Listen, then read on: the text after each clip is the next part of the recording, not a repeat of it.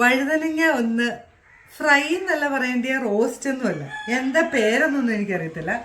പക്ഷെ നമുക്ക് ചപ്പാത്തിക്കും അപ്പത്തിനും ചോറിനും ഒക്കെ പറ്റിയ ഒരു സാധനം ഉണ്ടാക്കാം. ഒരു നോർത്ത് ഇന്ത്യൻ ഡിഷാണ്. ഞാനിത് എപ്പോഴും വീട്ടിലുണ്ടാക്കും. പിള്ളേർക്ക് ഭയങ്കര ഇഷ്ടമാണ്. ഞങ്ങൾക്ക് ഇങ്ങനെ ഞെടുമ്പോട് കൂടി ഉണ്ടല്ലോ, ഇങ്ങനെ വായിൽ വെച്ചിട്ട് കഴിക്കാവുന്ന ഒരു പരുവത്തിൽ ഒരു കറി ഞാൻ ഉണ്ടാക്കി കാണിച്ചു തരാം. അപ്പം നിങ്ങളെല്ലാവരും ഇത് കണ്ടോ, ഇതുപോലത്തെ ഉണ്ട വഴുതനങ്ങ വാങ്ങുമ്പോൾ ഈ കറി ഒന്ന് ഉണ്ടാക്കി നോക്കും കേട്ടോ. വഴുതനങ്ങ ഇങ്ങനെ ഒന്ന് കീറണം, കേടുണ്ടോ എന്നും നോക്കണം. അതുപോലെ തന്നെ നമുക്ക് മസാല പുരട്ടാനുമാണ്. കണ്ടോ, നമ്മുടെ വഴുതനങ്ങ എല്ലാം ഇല്ലേ, നമ്മളിങ്ങനെ നാലായിട്ട് ഇങ്ങനെ പൊളന്ന് വെച്ചിട്ടുണ്ട്. ഇത് മൂപ്പ് കുറഞ്ഞതെടുക്കുന്നതാണ് ടേസ്റ്റ് കേട്ടോ.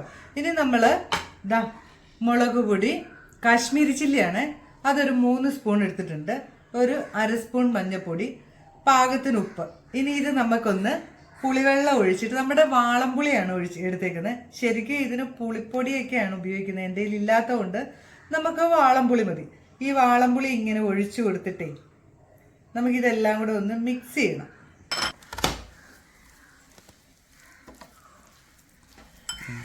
ഇനി ഇത് നമ്മുടെ വഴുതനങ്ങയിൽ തേച്ചിങ്ങനെ പിടിപ്പിക്കണം. ഇതുണ്ടോ, വഴുതനങ്ങയ്ക്കകത്ത് ഇങ്ങനെ പൊളന്നെടുത്തിട്ടേ ഇത് കണ്ടോ, ഇങ്ങനെ വഴുതനങ്ങയുടെ എല്ലാ സൈഡിലും നമ്മൾ ഈ മസാല ഒന്ന് തേച്ച് പിടിപ്പിക്കണം. എന്നിട്ട് ഇതിങ്ങനെ എടുത്തെടുത്ത് വെക്കണേ. എല്ലാം നമ്മുടെ വഴുതനങ്ങയിലും നമ്മുടെ മസാല ഇങ്ങനെ തേച്ച് പിടിപ്പിക്കണം. ഒരു ചുവട് കെട്ടിയുള്ള ഒരു പാത്രം എടുത്തിട്ട് സ്റ്റൗവൊക്കെ കത്തിച്ച്, ഇതിന് ഇച്ചിരി എണ്ണ വേണം കേട്ടോ.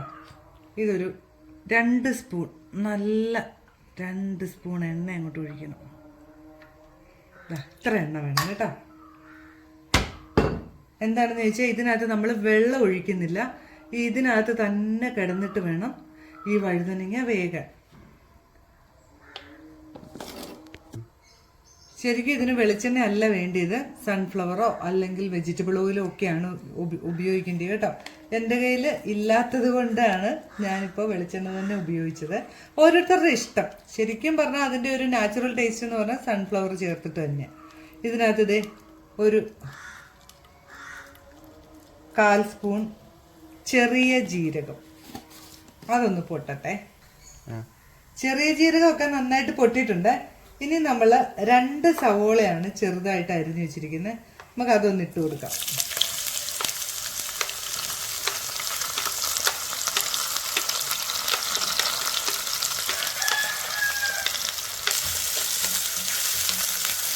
ഇത് ഇന്നുണ്ടാക്കിയാൽ 2-3 ദിവസം ചീത്തയാവാതെ ഇരിക്കും കേട്ടോ.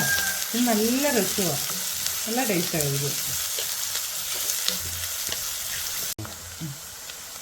നമ്മുടെ സവോളയൊക്കെ ഏകദേശം ആയി വരുന്നുണ്ട്, ചുമന്ന് വരുന്നുണ്ട്. അതിലേക്ക് നമ്മൾ 2 തക്കാളിയാണ് ചെറുതാക്കി അരിഞ്ഞു വെച്ചിരിക്കുന്നതും കൂടി ഇട്ട് കൊടുക്കാം. ഉപ്പ് ചേർക്കണ്ട കേട്ടോ. നമ്മുടെ വഴുതനങ്ങയിൽ നമ്മൾ ആവശ്യത്തിന് ഉപ്പ് ചേർത്തിട്ടുണ്ട്. ഇനിയിപ്പോൾ നമുക്ക് വേണമെങ്കിൽ ഇട്ട് കൊടുത്താൽ മതി, നോക്കിയിട്ട് ഇട്ട് കൊടുത്താൽ മതി. നമ്മുടെ തക്കാളി നന്നായിട്ട് വഴന്നിട്ടുണ്ട്. ഇനി നമ്മൾ ചെയ്യുന്നതേ, നമ്മുടെ ഈ മസാലയില്ലേ, നമ്മുടെ വഴുതനങ്ങയിൽ തേച്ച് വെച്ചിരുന്ന മസാലയുടെ ബാക്കിയുണ്ടല്ലോ, അത് നമുക്കൊന്ന് ചേർത്ത് കൊടുക്കാവേ.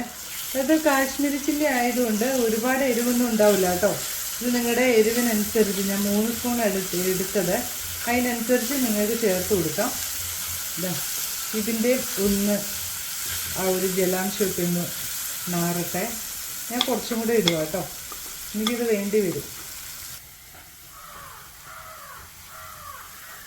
ആയിട്ട് മൂത്തിട്ടുണ്ട്. ഇനി നമ്മുടെ വഴുതനങ്ങ പെറുക്കിയിടാം.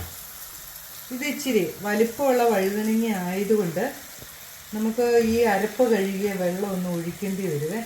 ചെറിയതാണെങ്കിൽ നമ്മൾ വെള്ളം ഒഴിക്കുകയേ വേണ്ട കേട്ടോ.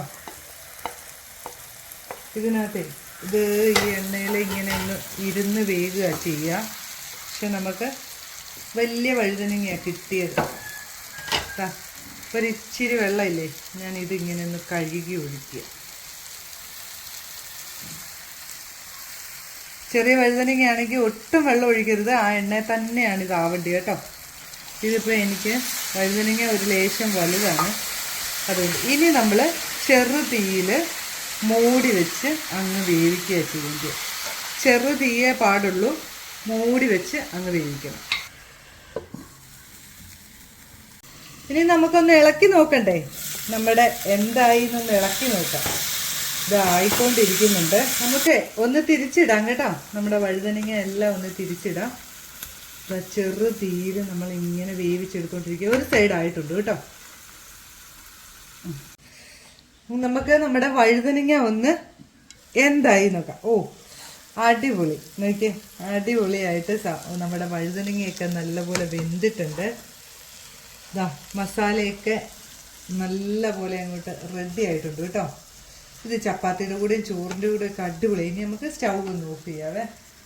എല്ലാവരും ഉണ്ടാക്കി നോക്കണം കേട്ടോ. അടിപൊളി ഡിഷാണിത് കേട്ടോ.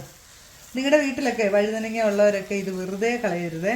അപ്പം നമുക്ക് ഇനി ഇതൊരു ബൗളിലേക്ക് മാറ്റാം. ഈ വഴുതനങ്ങയുടെ ഈ തണ്ടേ പിടിച്ചിട്ട് വായിലോട്ട് അങ്ങ് വെക്കണം. അങ്ങനെ നമ്മുടെ അടിപൊളി ഒരു വഴുതനങ്ങ, ഉണ്ട വഴുതനങ്ങ ഫ്രൈ എന്നോ അല്ലെങ്കിൽ എന്താ പറയുക റോസ്റ്റ് എന്നോ എന്ത് വേണേലും വിളിക്കാം, റെഡി ആയിട്ടുണ്ട്. ഇതാ നമുക്കൊന്ന് ടേസ്റ്റ് ചെയ്ത് നോക്കണ്ടേ?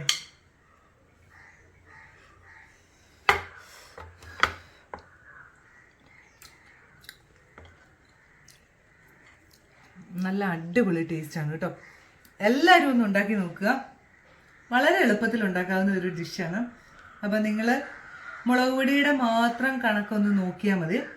എരിവ് ആവശ്യമുള്ളവർക്ക്, കാശ്മീരി ചില്ലി എടുക്കുന്നവർക്ക് ഒരു കുഴപ്പമില്ല, എരിവുണ്ടാവില്ല. എന്നെ ഫോളോ ചെയ്യാത്തവരുണ്ടെങ്കിൽ ഒന്ന് ഫോളോ ചെയ്യണേ. ഇത് ഷെയർ ചെയ്ത് കൊടുക്കുകയും നിങ്ങൾ ഉണ്ടാക്കുകയും വേണം കേട്ടോ. ഇത് കണ്ടോ, അത്ര നല്ല ഒരു അടിപൊളി ഒരു ഡിഷാണ്. ഇത് കണ്ടോ, ഇങ്ങനെ ഇരിക്കും. നമ്മൾ ചൂടായതുകൊണ്ടാണ് ഞാനിതിങ്ങനെ വായിലോട്ട് വെച്ച് കാണിക്കാത്തത്.